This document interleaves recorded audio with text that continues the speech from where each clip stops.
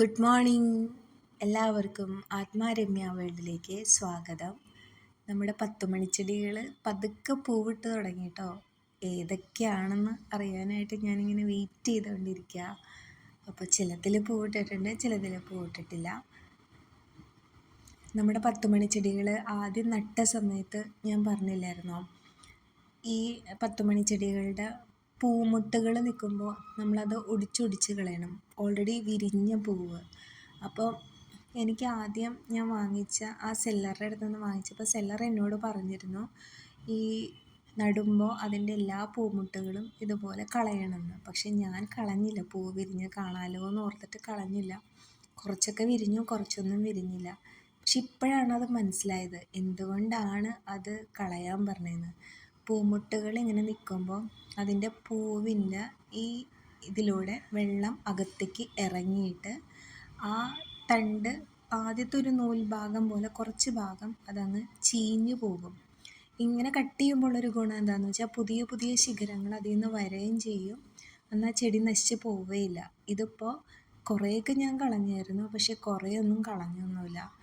അപ്പോൾ പലയിടത്തും ഇങ്ങനെ നോക്കുമ്പോൾ അതിൻ്റെ ടോപ്പ് പോർഷൻ ചീഞ്ഞ പോലെ ഇങ്ങനെ നിൽക്കുന്നുണ്ട്.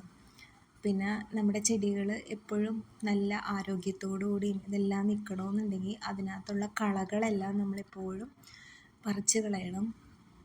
ചെടി നട്ടങ്ങോട്ട് പോന്നിട്ട് നമ്മൾ പിന്നെ തിരിഞ്ഞ് നോക്കാതിരുന്ന ചെടിയേക്കാൾ കൂടുതൽ പുല്ലായിരിക്കും മിക്കവാറും ചെടിയുടെ അകത്ത് വരാം. എനിക്കങ്ങനെ ചില ചെടികളിൽ വന്നിട്ടുണ്ട്.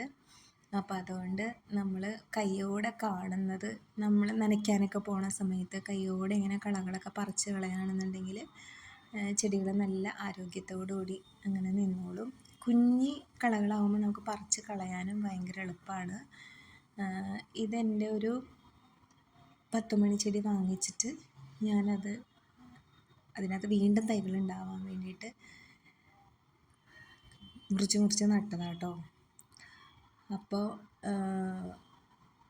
കളകളെല്ലാം കളയണം. ഇതിനകത്തിപ്പോൾ ഞാൻ നട്ട സമയത്ത് ചാണകപ്പൊടി, ചകിരിച്ചോറ്, എല്ലുപൊടി, കുറച്ച് മണ്ണ് ഇതെല്ലാം കൂടി മിക്സ് ചെയ്തിട്ടാണ് നട്ടത്.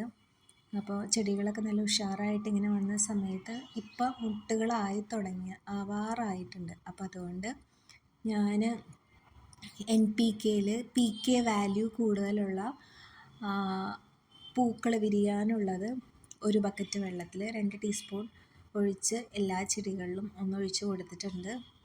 പിന്നെ നമ്മളിങ്ങനെ കാണുന്ന ഇങ്ങനെ ഇത് കട്ട് ചെയ്ത് കളയുകയാണെങ്കിൽ ചെടികൾ നല്ല ആരോഗ്യത്തോടുകൂടി ഇരിക്കുകയും ചെയ്യും. അതുപോലെ പുതിയ പുതിയ ശിഖരങ്ങൾ വരികയും ചെയ്യും.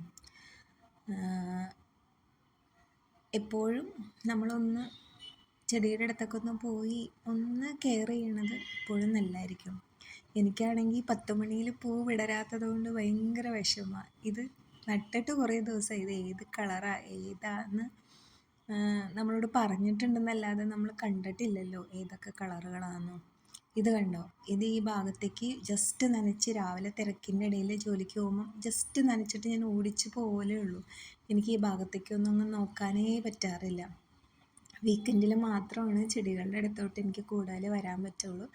അപ്പം കാണുമ്പോൾ ഉള്ള അവസ്ഥ ഇതാണ്. ചെടിയേക്കൊക്കെ കൂടുതൽ പുല്ലായിട്ട് വന്നിട്ടുണ്ട്. അതും ചീര വരെ 10 മണിച്ചെടിയുടെ കൂടെ വന്നിട്ടുണ്ട്. ഞാനപ്പോൾ ഈ ചീരത്തൈകളൊക്കെ പറിച്ച് വേറൊരു പാത്രത്തിലോട്ടെല്ലാം നട്ടു വെച്ചു.